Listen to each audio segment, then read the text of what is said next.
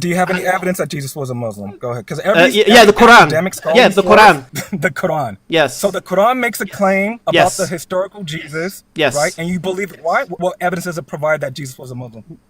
It tells you. So just because it makes a claim, that makes it true. Really? Yes. Especially the Quran saying, of course, it's God speaking. Of course. God speaking. Of course.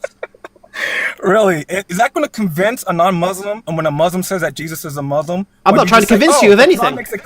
I'm not trying to convince you using the Quran. You asked me why I believe Jesus was a Muslim. Okay. Do you have any evidence outside of the Quran that Jesus was a Muslim? As a matter of fact, I don't need any evidence outside of the Quran, mate.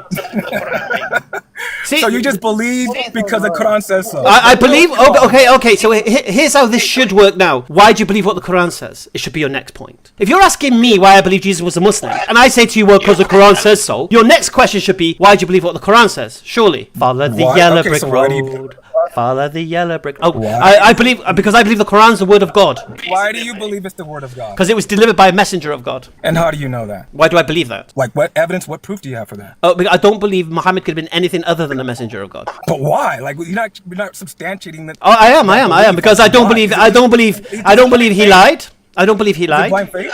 No, of course not. I don't have blind faith. Yeah. You're the one who said. You're the one was asked when you was asked why you believe the Bible. You said faith. No. Yeah, I think okay. Do you agree? Do you agree that if the Prophet Muhammad isn't lying about being a prophet of God and isn't crazy into thinking he's a prophet of God or isn't deceived into believing he's a prophet of God, then he must be a prophet of God? But I believe otherwise. I don't care what you believe. This is about me and my beliefs.